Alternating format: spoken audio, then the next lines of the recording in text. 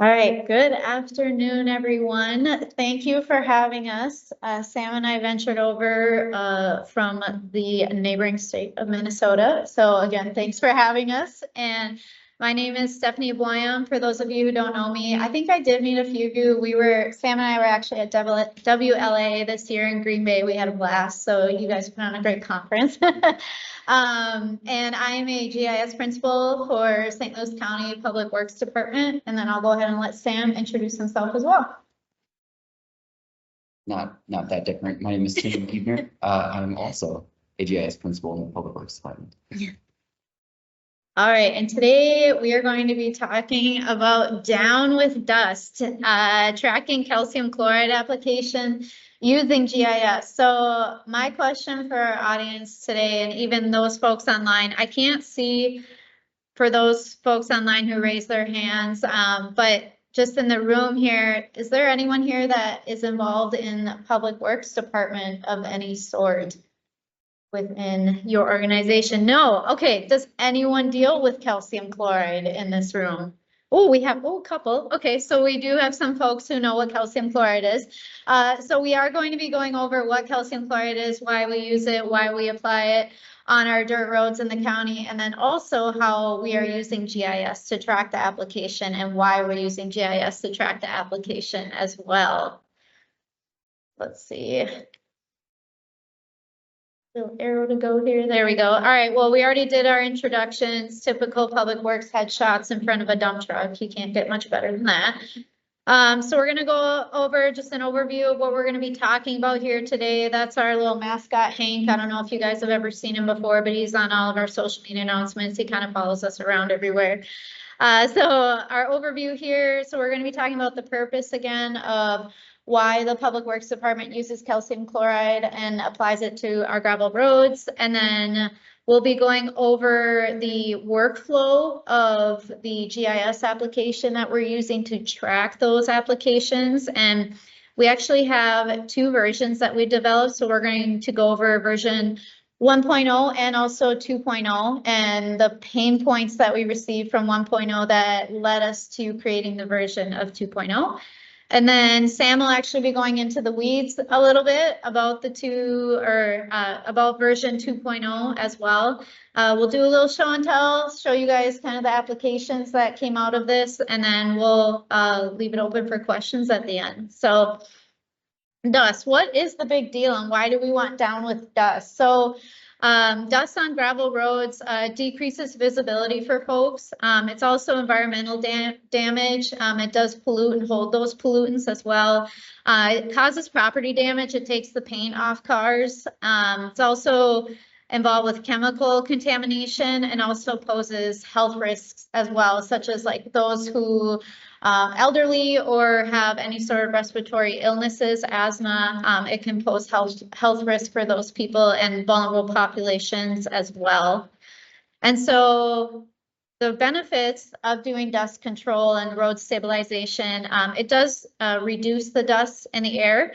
It also helps to reduce the whip off. And essentially what that is just less aggregate being sprayed in the air by vehicles and stones. The gravel and the stones will stay embedded in the gravel instead of flying off of the roads. And then also stabilizes the roads, so it requires less blade maintenance. So when we go over our roads with motor graders or with snow plows, it does not do as much damage, and it does help us to have less maintenance as well. So what is calcium chloride? Calcium chloride is an inorganic compound made up of calcium and chlorine. It's applied as a long-lasting dust suppressant. As I mentioned before, it is hygroscopic, so it attracts moisture from the air and its surroundings. So that's why it does help absorb that moisture and prevent that dust from escaping into the air after a car travels along that roadway. It also keeps the road surface damp, reducing that dust, and it also resists evaporation. And one application can actually last a long time. So I don't know if you have noticed, if you were driving out on a gravel road or if you live out on a gravel road and it's a bright sunny day, it's dry and warm, but it looks like the gravel road is wet actually. It had been recently applied with calcium chloride to dampen that dust. And that application can actually last an entire summer as well. So just something to keep an eye out for when next time you're on a gravel road, just to see if that is actually being applied to the gravel road you're traveling on. It's a quick show of hands. Yeah. Who remembers or knows what they used to use on gravel roads before calcium chloride? Motor oil. Lots of times that's where diseased motor oil, people would just put it out on their dirt roads. So, we're still putting a chemical out, but it's not used motor oil. Yes. Exactly. Yeah, so for St. Louis County specifically, we have a few criteria for roads that do receive our calcium chloride treatment. Obviously, we don't treat everything that is gravel, it's not necessary, and because of these criteria. So for spot treatments, those are typically just in front of a home, and those are getting identified if the AADT or annual average daily traffic counts are greater than 50 cars per day, then we will spray. It's typically like a 200-foot section in front of that home. We'll spray just to prevent that gravel and dust from kicking up in front of that home. And then also for medical exemptions, so people can call in and request if they do have respiratory illnesses, emphysema, asthma, anything like that, they can call in and we will mark their house down as one that we do go and spray calcium chloride in front of. And then we also have solid treatments, which includes the entire roadway. It's not just certain spots in front of a home, but it's from intersection to intersection. And these are more populated roads, so with more homes on them, and also the AADT of greater than 200 cars per day as well. So what that equals to in St. Louis County, so for those of you who don't know, St. Louis County runs from, the city of Duluth, roughly about thereabouts, all the way up to the Canadian border in Minnesota. So we are responsible for over 3,000 miles of roadway in St. Louis County. And so what this equates to is roughly 586 miles of roadway that is being treated with calcium chloride. So it's quite a distance and a lot that we need to manage. So that is one of the reasons that we do have this system and we're not just doing it by paper and pen anymore, is because it's almost 600 miles of roadway that's getting sprayed with calcium chloride. And then the final, not necessarily a criteria, but I just wanted to throw it out there, is that we also spray when there is a detour. So if we're replacing a bridge, out in the rural St. Louis County, things like that, we will go ahead and spray the gravel detour route. So some of these detour routes could be even 10, 15 plus miles that we have to add of additional spraying. And that's only happening, only when that construction is going on. So maybe just once a year or once every 5 years, whatever needs to be done. So we want to be able to track that as well. So how it was being done previously was a pen and paper workflow, just a very standard tracking things via spreadsheets. So we had our highway maintenance supervisors who were in charge of spraying the calcium chloride. Either they would spray the calcium chloride in the trucks that we have, or we would hire a contractor to go and spray the calcium chloride for us. So either they would just remember where all of these spots were and just go out and do it themselves, or they would go and ride along a contractor and they would literally say, start, and then they would drive the truck and then they'd say, okay, stop, and then they'd stop spraying, and they would do that for 600 miles of the county is how they were doing it. They would write it down on a sheet. This is the road number. These are the amount of, in the truck, there's a little screen that shows how many gallons was applied in that one spray. And so they'd write down the gallons, and then they'd write down the bill of lading, the work order invoice number that needed to be charged out to. And they would do that for every single application throughout the entire county. So then they would take all those sacks of papers and they bring them back to the county, and then they would give those to our parts room specialists or our storeroom keepers. And they would take all of those pieces of paper and put everything into an Excel spreadsheet. They would calculate all the application totals. They would approve all of the bills of lading. They would process all the invoices to be able to charge those calcium chloride applications out to Maximo. So they would actually issue those calcium chloride amounts to roads in Maximo. So Maximo is does anyone here use IBM Maximo?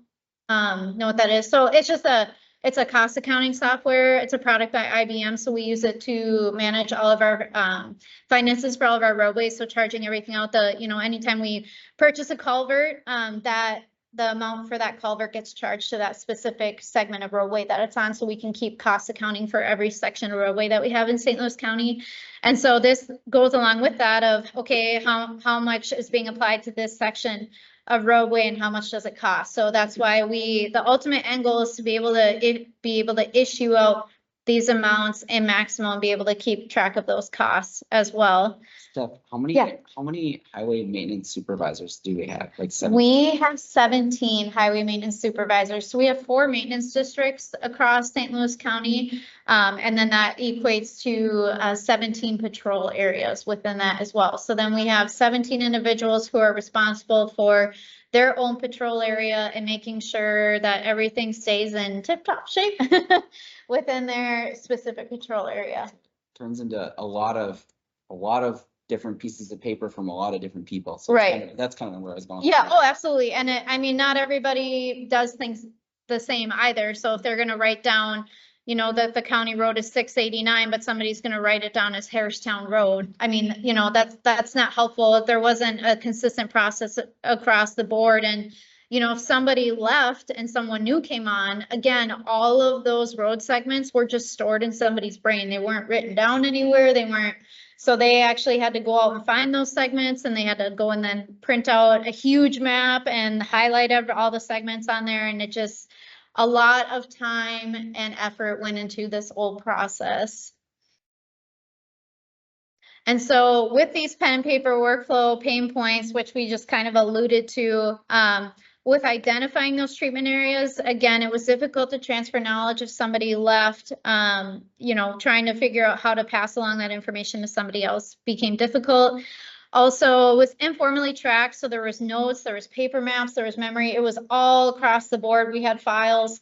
So with the 17 patrol areas, we also have 14 tool houses. So we had papers and everything in all of our tool houses. You would think, let's put it all in one and like do it that way. No, everything was scattered across the county. So we were losing information, wasn't able to keep track of it. With actually tracking the applications, it was a non-standardized paper form-based process. Again, everyone's doing it their own way. Approving the bills of lading. So essentially what the bills of lading are is just the work order number that they're going to charge out that certain application to.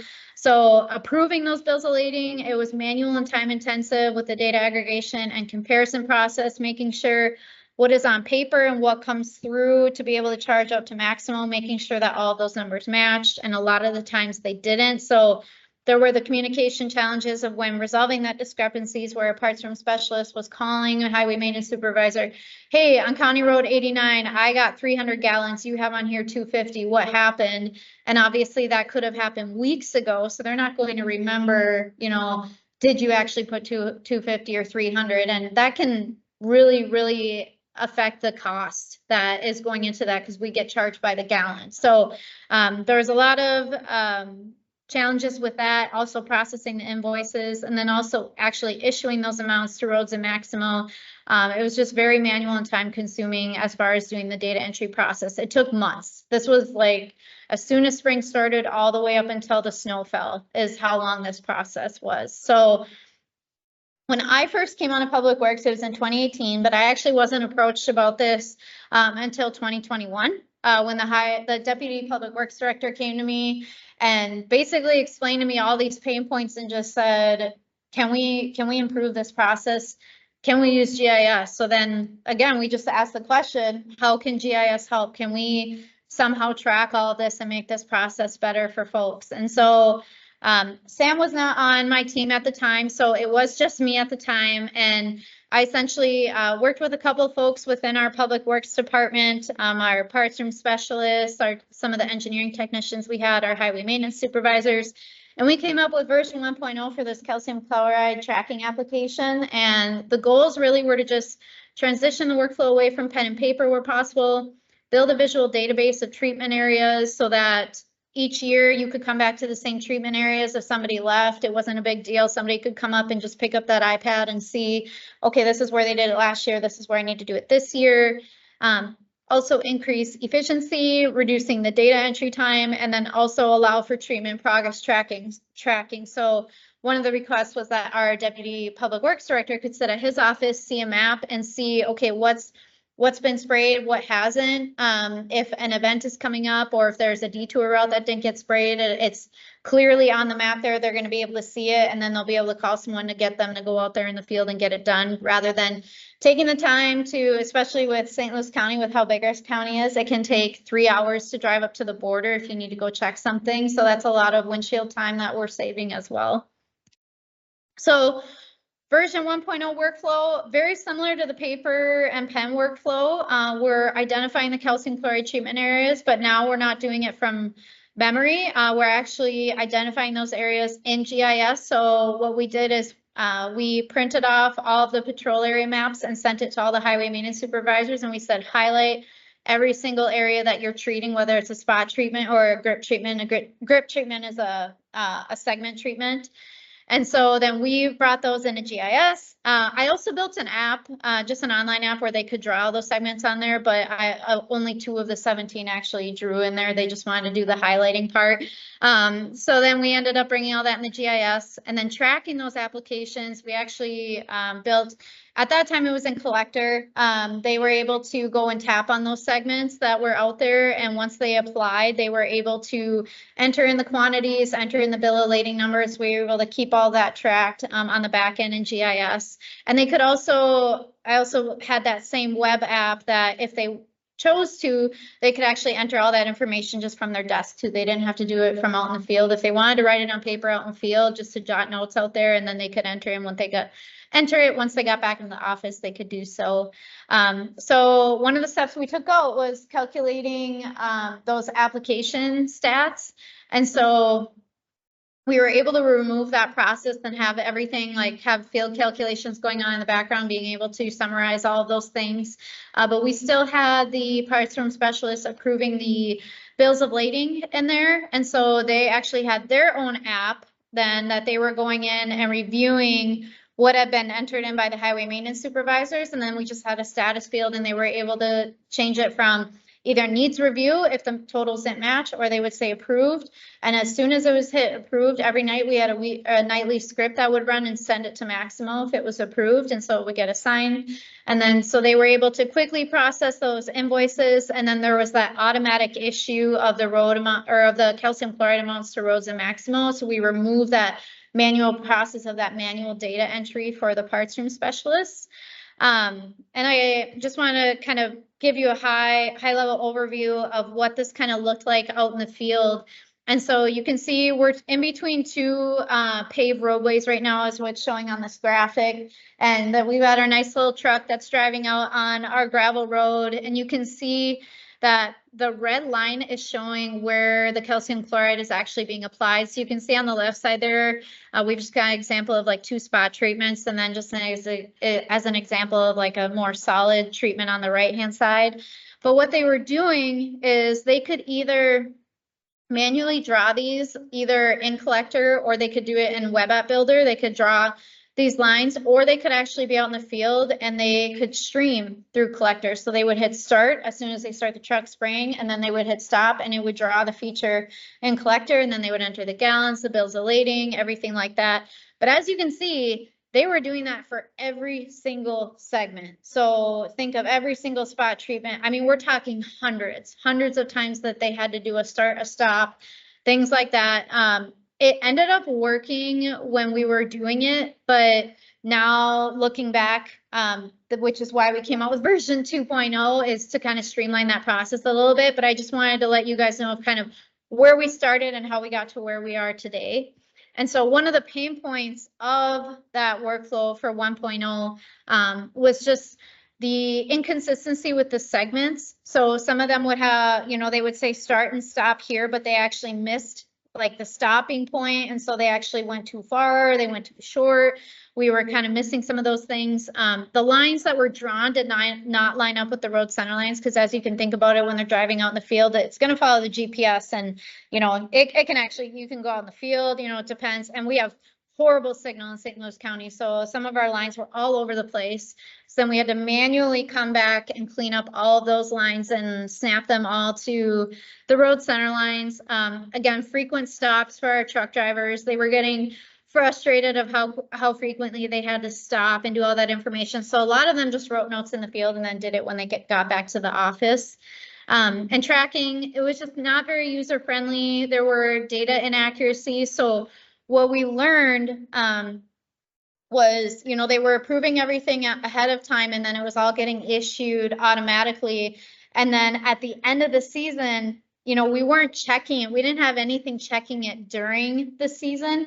And not until the very end did we realize, oh my goodness, there are so many discrepancies. Somebody did it differently than this person. And we got all the gallons were all mixed up. And so I had to sit down with the parts room specialist for hours. We exported everything. We had spreadsheets lined out on a table like this long, and we were going through and marking everything, and it was an absolute nightmare. And I just said, like, something needs to change, like, for next year. We need something, or next time we do this, something needs to be checking it throughout the process. And, you know, that really just led us to asking the question, how can we improve? And that's really then when Sam came on this year, we revisited this application and said, okay, how can we streamline things a little bit? So our new goals were streamlining and reducing the field data entry time, improving communication between storeroom keepers and field staff, snapping those features to the road centerline data, not doing it manually, but doing it automatically, saving time there. And then also providing tools for real-time data QA and QC and not waiting until the very end to be able to review those quantities coming in and being able to do it throughout the process and as needed. So version 2.0 workflow, again, looks very similar, but there's just a few things that changed in here. So managing those calcium chloride treatment areas and tracking the calcium chloride applications are both happening in field maps right now. And we're also using Web App Builder as well to do those things. And then with the approving the bills of lading, the QA QC, we have that going through a dashboard right now, our GIS dashboard, and then also Survey 123 is being used in that, correct, Sam? Yep. And so then our parts room specialists are then from there processing those invoices. And then IT basically takes it from there and does the issuing of the amounts to roads and Maximo. So that's just going to be happening automatically from IT is kind of where we hand things over, which also helps because we were trying to do so much with GIS on that part. And I think that was also another pain point. And so having IT be more involved with that process has really helped to kind of streamline things a little bit too. So with workflow 1.0, I'm just bringing this graphic back up again so you guys can see of how we were doing things before. And then version 2.0, so now what we're doing is we are starting from the beginning of a road segment and going until the end. So even though there are spot treatments going on in there, what we're doing is we're having them draw, either we're having them stream it or draw it in field maps, or they can draw it in Web App Builder. And they're actually drawing the segment for the bill of lading, and then they enter in the gallons for that as well. And what that's doing is now, you can see that we reduce the amount of start and stops from every single segment to now just being one. And then you can see over here as well too, that there's another segment over here, bill of lading 1. So you can actually have a bill of lading transfer to multiple roadways. So as you can see here, essentially what a bill of lading is, you know, I mentioned it's like the work order number, but it's also what it is. It's a tank. It's a full tank. And then once you're done with that tank, you have to go back and go fill up your tank with more calcium chloride. And then that starts a new bill of lading because every bill of lading is charged per tank. So you can see here that they can actually drive part of County Road 635. They did 2 segments of it, bill of lading 1. And then they were able to do part of 223. They ran out of calcium chloride. They drove back to the garage, got more calcium chloride. They came back. They started where they left off. And you can see now we're at bill of lading 2. And what this is going to do is it's actually in the background, it's taking, so if that first segment of 635 up there, it's going to evenly spread that 1,516 gallons amongst those 3 segments in the background. Instead of them having to actually enter in for each one, we're just doing a solid bill of lading and then we just have it processing in the background. And Sam's going to go into more detail with that. He developed a lot of that on the back end there. So really, at this point, what I think I'm gonna do is turn it over to Sam so that he can go a little bit into the weeds of how this is operational and how it was all set up. Yeah.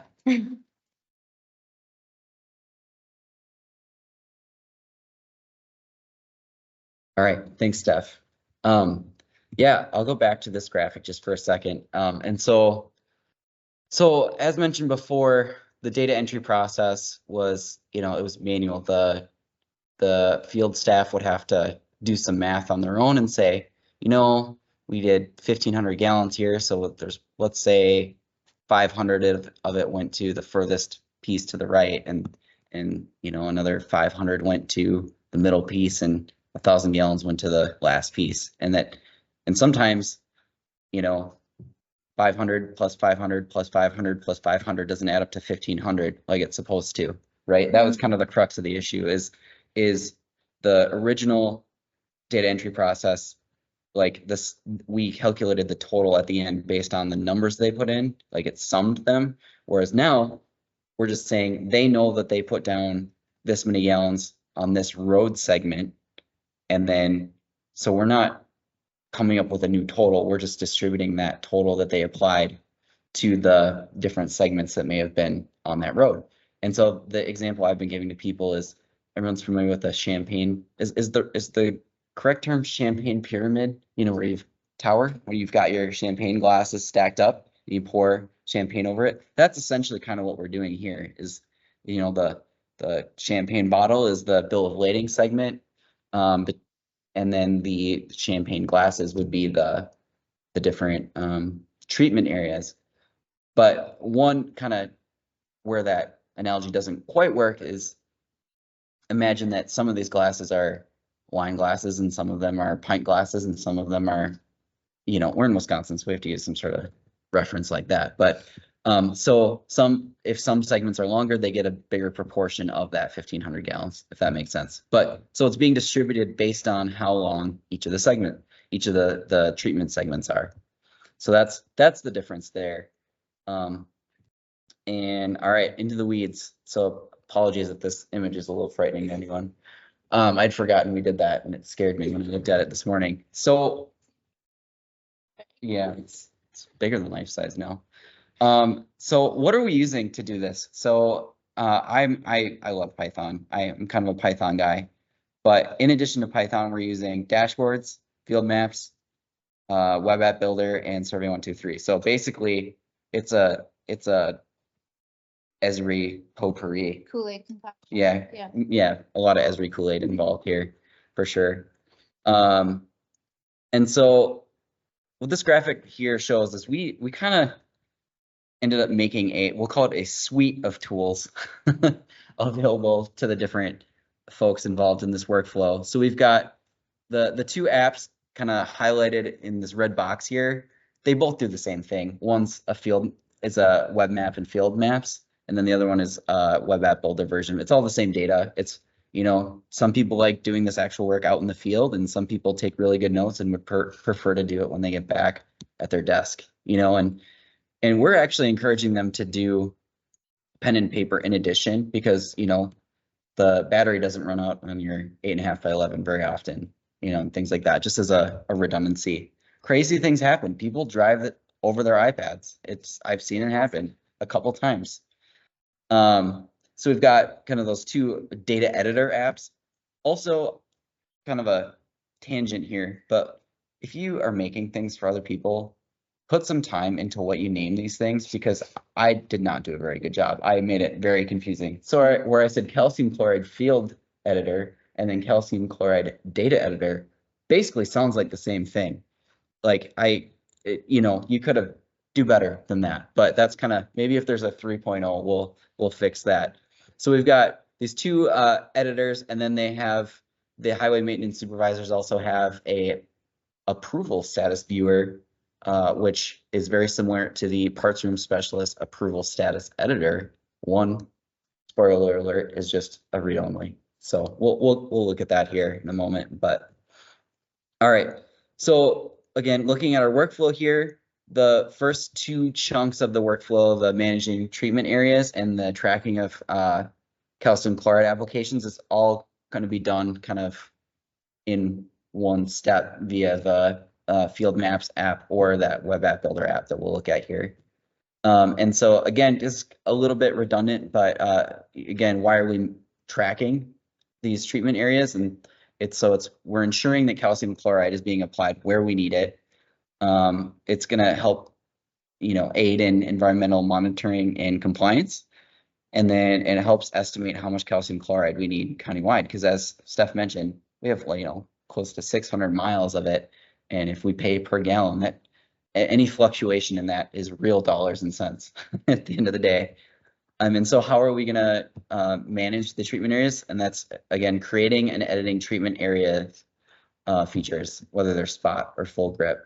And so I really had the luxury of kind of standing on the shoulders of all the great work Steph did, even though she gritted through her teeth talking about some of the pain points she had. She was very helpful in kind of letting me know where we started off. So we're building on what she had done. And then we are also tracking calcium chloride applications. And so again, why are we doing this? It streamlines the Maximo data entry. Very importantly, we are verifying the quantities that are being charged or billed out. And the real important piece here is it's going to aid in communication between the parts room and field staff. It gives them something they can look at, kind of a common piece of information. And we're doing that by creating bill of lading features. All right. So just to recap here really quick, when I'm talking here, the bill of lading features are kind of the longer blue pieces here that cover a road segment, and a treatment area are the individual little pieces of red spaghetti or Twizzlers, if you want to call them that, out there on the road that indicate where calcium chloride should be applied. In the previous workflow, that was where it was applied. Now it's where it should be applied, if that makes sense. All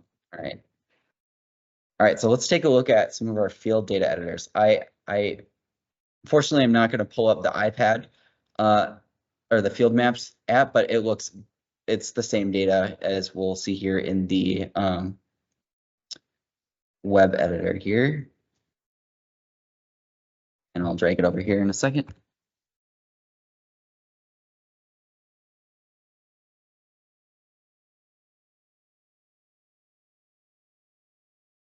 This is when you were supposed to do your jokes. Sorry. We're also wearing these for safety. Yeah. You can never be too safe, right? Yeah. Wait, where is it? There we go. There you go. All right, so it got a little. So if we zoom in an area here, so our red Twizzlers, I don't have a good word for what the blue is, but so the red, of course, is where the material needs to be applied, and the blue lines are where the material has been applied. So in this app, they can zoom in and kind of do some data investigation if they wanted to. And if they zoom in close enough, the treatment areas will be labeled with how long they are in feet. The blue lines, again, are the bill of lading features. And so if we click on this one here, we can see that it was applied by Dan Zukla. It was 1,700 gallons, bill of lading number 726,500. So just kind of some basic information. And so this most likely this feature was probably created out in the field, but they have the option of using this app to do that. So again, pretty basic. I want to create a bill of lading, there you go. And you put in the required fields and then hit close. And that's, not nothing groundbreaking there, just some good old fashioned data entry. Yeah. What are those points or that line that you just drew? When does that mean snap to the center line? Oh, Buckle up. Yeah, that's next. So yeah. So this is again, this is just kind of the next phase of the data collection. We started with kind of doing it by creating those the red lines, and then we realized that was kind of cumbersome, and so now we went to doing entire road segments and then distributing the data. So so now that we have data, I need to find my workbench again.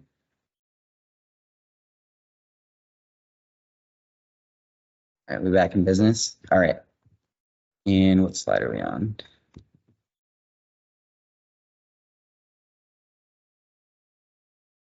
There we go. Oh, we have it open. We have it open twice. There we go. Okay. So like I mentioned, we have the 2 field data editors, and those are intended to be used by our highway maintenance supervisors.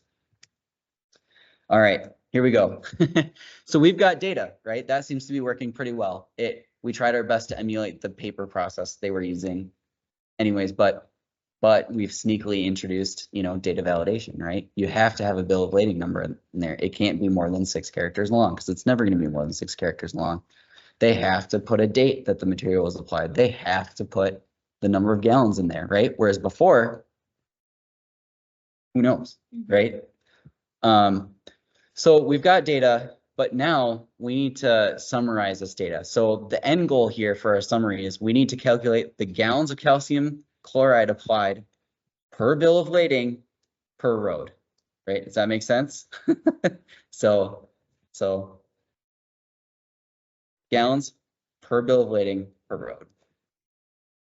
And so this would be that step between the data creation, data collection piece out in the field, and then the approval. And so this is where we're getting into that problem of snapping, right?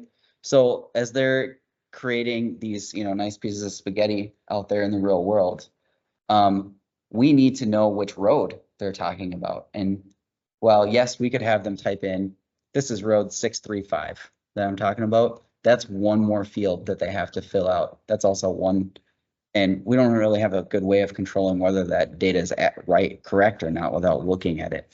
So that got us to thinking like, well, could we just snap it, right? And so visually, we know that this bill of lading belongs to 635, right? But how do we tell the computer that, we're talking about 635 here. We're not talking about CASA 98 or 223. Because, if you think about the different ways you might go to try to snap this to the road, I mean, this feature touches, 3 different roads. How do we know which one? So logically, we need some way of determining that the road that this segment most emulates, I guess, is 635. So I did some experimenting as to the ways to do this. I started by using, of course, the near tool, which is very near and dear to my heart. There's my dumb joke for the day. But I started by creating a centroid for the feature. And I was like, oh, well, very clearly the centroid is going to be kind of by that road sign there. And the only thing near it is 635.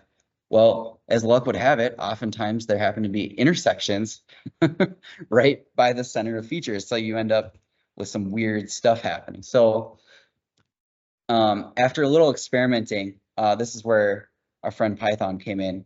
What I did is I generated points along the line, and I think I did every 5 feet, something like that, just enough to get a good density of points and not overkill this here. And then I ran the near function, and then I did a frequency analysis using Python lists as opposed to a particular tool. You could probably do this with all out of the box tools, but I was creating this as a scheduled process, and it's just easier to do it that way. But so anywho, as you can see here, 8 of the points had the identified road 635 as their nearest feature, whereas 223 and CASA 98 only had 2 each, right? So it's very clearly that in this case, we can assume that this bill of lading belongs to County Road 635, right? See where we're going with this? So then from there, we now know that this particular bill of lading feature belongs to 635. Now, how do we snap it to 635? So then what we do is we iterate through these different bill of lading features, knowing which road they're talking about. And we filter the road data to only be, when we're talking about that bill of lading, we filter the roads to only include the road that we know it's associated with, right? And then we run the near again. And any of you have used the near tool recently, you have the option of, you can check include location, I think is what it's called. And so that adds a X and a Y coordinate field to your output data. And so it will give you the nearest point to your, on the nearest feature for you. So again, we select the road to filter it, and then we run the near analysis again. And then that gives us the, I guess, essentially the new X and Y location of where that point should be to be snapped. And then from there, that resulting data, we use the XY to point tool. If you're familiar with that, where like if you have a spreadsheet of XY coordinates, essentially, you just right click and say display XY data. It's that tool, right? And then from there, we use the points to line tool to create our lines again. So it's kind of a roundabout way, but it works pretty well. So again, it was that trick of like, well, visually looking at this, I know which road it's talking about, but how do we GIS it to the road, so to speak? And so this is the more verbose version of that workflow, which I realize is hard to read here, but again, so we're generating points every 5 feet along the bill of lading. We perform the near analysis to determine the nearest road feature for each point. Then for each bill of lading segment, we identify the most frequent nearest road feature, right? Brings us back to that chart. And then for each bill of lading segment, we perform the near analysis using just that nearest road. And that gives us the updated XY coordinate information. Then we snap those points to the road using the XY to point tool. And then we create the polyline features using the points to line tool, right? Go ahead. Yeah. The whole thing is automated. I broke it out into a couple different Python scripts that all get run sequentially, just because they got kind of long. But that's, yeah. So that was the goal, was to automate the whole process so it updates periodically throughout the day. Yeah, so prior to Sam coming here, I was taking all of those lines and I was manually editing and snapping all of those. So this definitely saved time on our end. And I can think of a lot of things in my past lives that I would have loved some way of being able to do it like this. So I was like, who cares about the other stuff? I just want to talk about how we snapped lines to roads. So there you go.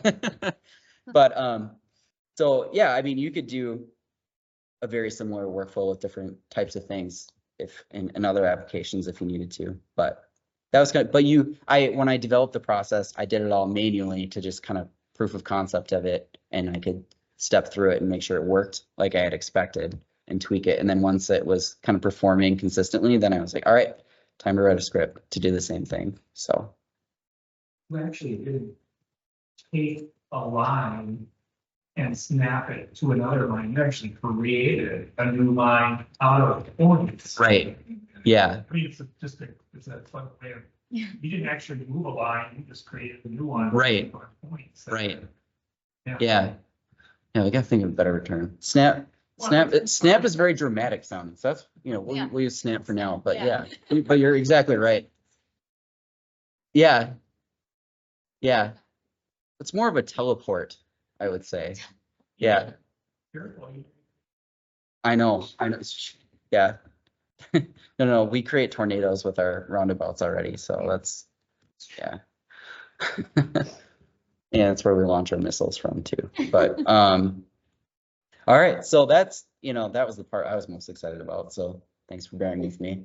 And then, oh yeah, we'll wrap it up quick here, but this may be interesting to some folks. And so we have what's called the approval status editor. And so this is where our parts room specialist would then view that summarized data and analyze it for discrepancies and things like that. And so over the years, I've become a fan of nesting apps in apps, just kind of as a means to an end, right?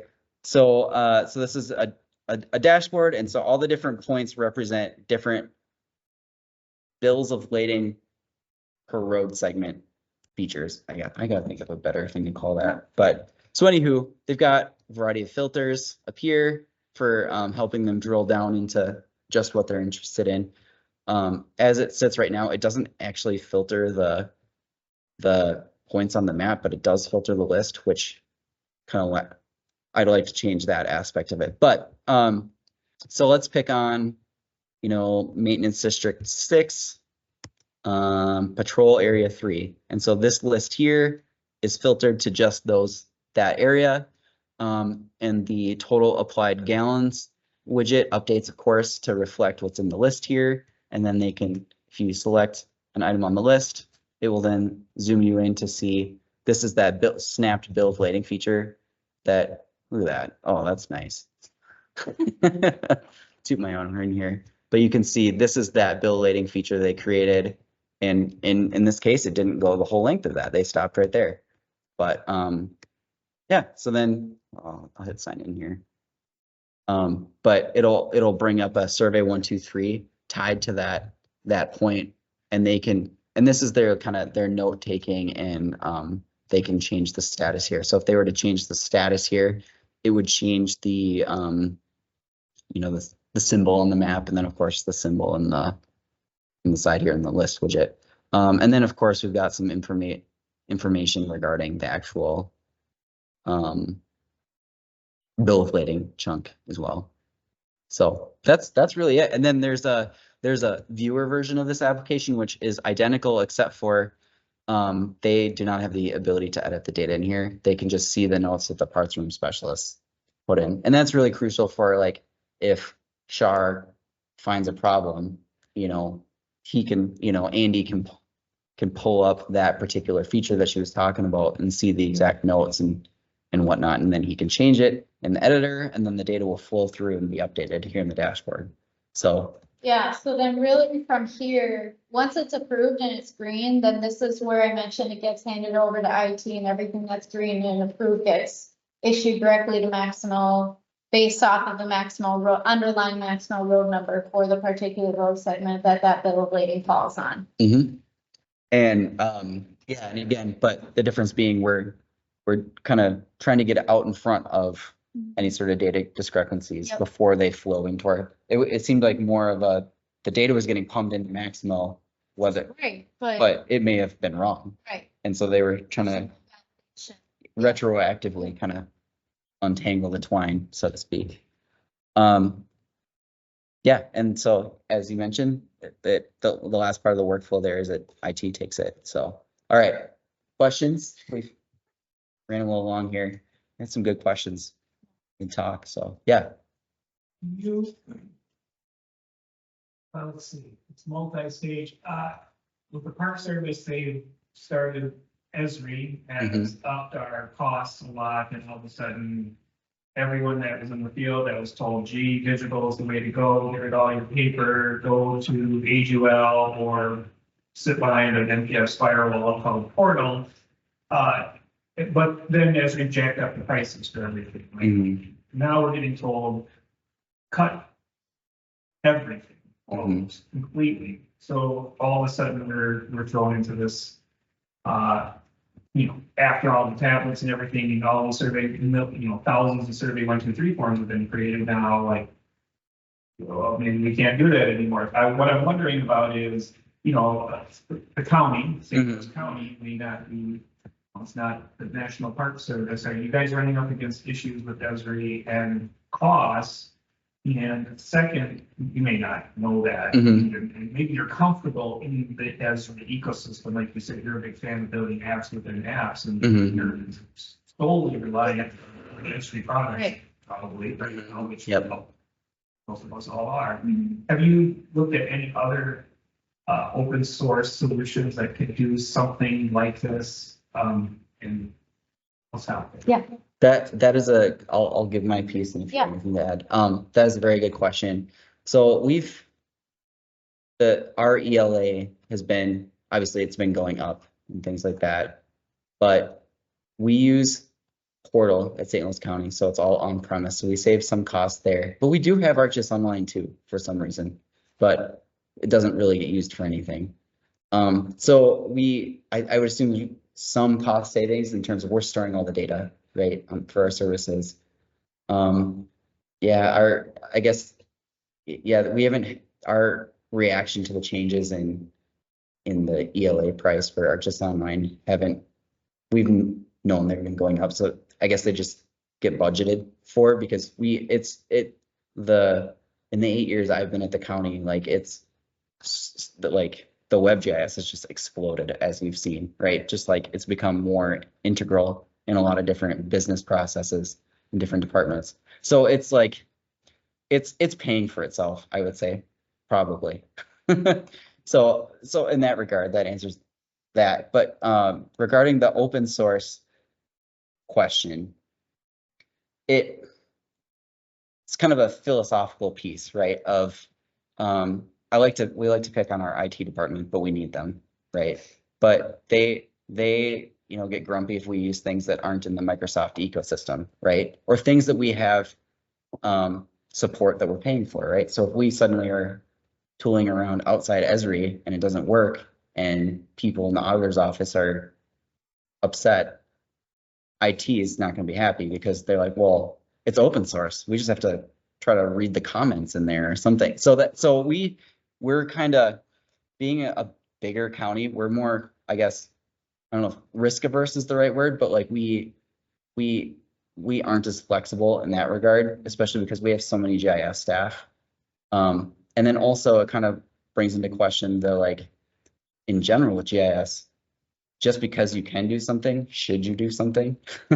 Right? Like, for instance, we get in these traps of like, you made this really, really cool Python script automated process that is, 10,000 lines of code long and things like that. But if you leave, who's going to fix that? Right? And that kind of applies to a lot of different things of like, you made this really cool thing, a really cool workflow, but is it reasonable to expect that someone with your job class is going to be able to come in and pick this thing up and keep running with it? And so that is a long way of saying we really like open source stuff, but like, if it's not something that I could expect my replacement to reasonably learn how to use, it may not be a feasible option for us. There you go.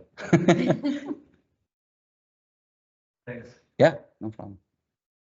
Well, we better quit before. So. If I can. Yeah, go for it. Yeah, just curious on thinking of the person in the field. This is really basic, I think the time is the obvious, but the bill of lading lines blue on these, Mhm. and they were manually digitizing those in. That was a whole segment before they would go, yeah, that's right. Yeah, So what's being streamed and what's not? Just the red stripes, just the Twizzlers get streamed as they actually apply it, just sort of so they can. yeah. How do they both get it? How do they both get added? Right, maybe I'll talk about the red and you talk about the blue ones. Ready to go. Okay, ready to go. And they didn't, So- and they didn't match up in that one spot you zoomed to. Does that matter? Or is that? No. No, because, so what the red ones are, essentially, those were created when we first did version 1.0, and we had to get everything digitized. So I had them go out and I said, draw everything, and since you guys are already out there, as you draw it, just put in the quantities that you're putting out there as well. And so that's how we did it that very first time, because we didn't have anything in GIS at that point. And so what those are used for now are just like reference points, as like where they should go and put it. So like when we zoomed into that example and he had stopped, you could see that he stopped at an intersection. He probably could have gone a little bit further beyond, but he just chose to stop at the intersection. So it's not like you have to do this, it's more of a guidance. Mhm. And then if you want to answer what the blue is doing. Yeah, so we got our Twizzlers, right? And so again, they don't even, some of them have kind of legacy attributes that were in there, but like there's kind of targets at this point, right? Of let's try to get it here to here. We'll call them blueberry red vines. I don't know. They represent where the truck drove. And so we know that between, Highway 2 and 98, 1,500 gallons were put down. And it was probably put down in those red places. This is a touch screen. But the regs are from our legacy. There are. the- Correct. But they do, No, and those are, so like, if they come along and somebody called, yeah, there's a new house, there's a new spot treatment, and they're out in the field and it's not in there, they can add it in Yep. there as they go too. So those, and that was what was difficult about trying to figure out this process in the very beginning, is that those segments change. They're not the same every year, so that's where we could have built an app where they were just going and tapping on these things and putting in the quantities, but the segments were changing every year. So you had to be able to draw the new ones, and maybe sometimes they weren't doing the old ones, you know, especially like detours, like a detour was there one year, it's not there the next year, things like that. So yeah, these are more of just like guidelines for them out in the field. also, if you look kind of where the purple and the blue meet, like the truck might run out Yeah. partway through. And the previous workflow, it was kind of all or nothing on a Yeah. given spot, whereas this, you could have several different bill of lading features that overlap the same treatment area, and that's fine because they're treated separately. Like each bill of lading feature is its own thing, which makes sense in the way that it's billed out and the cost Yeah. accounting. So it- So like in the old app, how I had it set up is like this would have gotten charged to the whole thing and we would have just started the pink at the new one. Whereas now, like this bill of lading would get, this is actually getting split and 75% is getting charged to this one. And then like the 25% is getting charged to that one. So we're doing more of like that spatial computation now instead of just making assumptions. Yeah. So in the field or in the office afterwards, they're gonna say, they need to get that split between blue and purple on 223. They've gotta get those breaks right. But it starts. I mean, close-ish, Close, but it yeah. starts stops in between them. right? Yeah. The real thing for the cost accounting is we need to know that there's 462 gallons on road 223 associated with bill one, or with bill of lading number one. Does that make sense? So like it, in up here, we know that we had 686 gallons that came from bill of lading number two. So it's like, of that truck, 600 gallons went to this road, 600 gallons went to this other road. So that's kind of the end goal. The,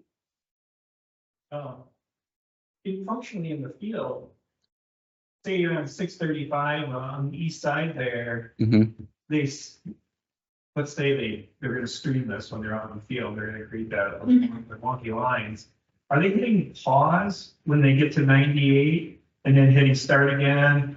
And then hitting pause when they get to the west side of 635, hitting pause again, going all the way down to 6, to get on 223 and get starting? Like, when does a feature start again? So the rule of thumb we gave them is start your feature at the intersection or your first treatment area on a road segment, right? So starting at Highway 2, you could either start it right at the intersection of Highway 2, or you could drive the 50 feet to where your first spot starts. It doesn't matter. And then drive the length of the road, streaming it. And you can either stop that segment or that bill of lading feature at the end of the last treatment area, or for sure stop it at the intersection. So bill of lading features do not cross major intersections. So in that particular case you gave, this bill of lading has this, again, this is a touch screen. You can tell I don't have one of these. This bill of lading is going to have 3 different features in the data. So they have to start a new feature. Right. So the old workflow would have had, like, for on the west side there, you would have started and stopped 3 times, and now you're just doing it once. Right. Yeah, Mhm. but yes, you are doing it at each Right. intersection, which is why some people, some will do it on the field, some enjoy doing that, but then some will just wait and do it in the office and. From their notes. Yeah. And the reason we have them stop at intersections is because sometimes the road number changes on the other side of the intersection and they may not have been paying attention. And that's a problem because we want it to a specific road. Yeah.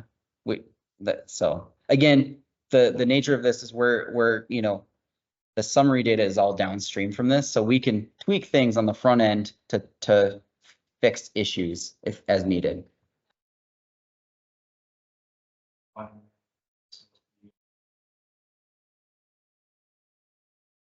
Mhm. You could sit, you know, your calculated count, right, at the nearest points, Mhm. and it's 635. That was really supposed to be 500, and they said it was 635, but through your count, you're like, well, it wasn't 635, but you were on. You were actually on something different, because I can tell I've got 98% of my points are closest to 5. That's actually what we're doing. Yeah. Yeah, so before, so like previously, they would have to put 635 in all the pieces of Twizzler. But now, because we're snapping, we know that that bill of lading is talking about that road. So it kind of, it's not perfect, but most of the time, it's perfect. So what is it? 68% of the time, it works every time. Yeah. Yeah.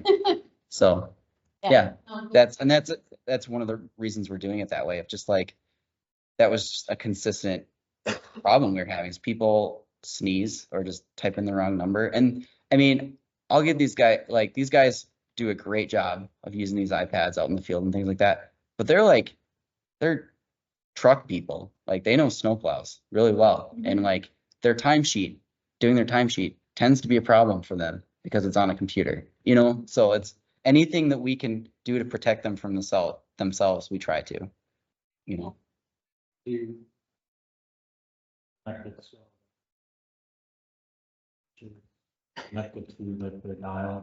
I wish. That was the other thing too, is that the ultimate end goal, which we'll call it 3.0, is the upper management would love to be able to hand the iPad to these vendors that do the actual material application and say, here's where it needs to go. Please go record your work.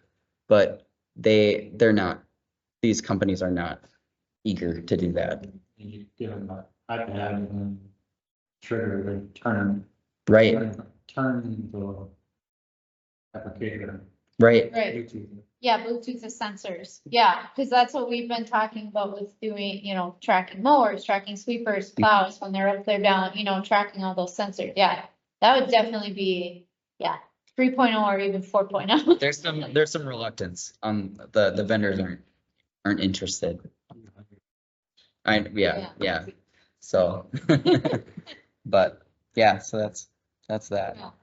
I just wanted two things, again, I apologize, but, you know, Sam was saying, you know, when we're snapping these features, you know, we're going based off of the road center line data we have, and so I would just encourage, you know, it's kind of that thing of garbage in, garbage out, so make sure that whatever data set you're using, like, we have to make sure our road center lines are spot on, otherwise all these calculations are going to be off. That would be one thing that, you know, learning from this, and then also a second lesson learned, at least for me, don't be afraid to fail, because when I first took this on, I didn't think this was going to be possible when I was just on the team by myself. And it did end up failing, and I was really discouraged that it didn't work out the way we wanted it to, but we fought through, and Sam came on and helped me kind of push through this. So yeah, just follow your ideas and don't be afraid to fail. All right, should we Yeah, that's go it. to voting? All right, thanks everyone.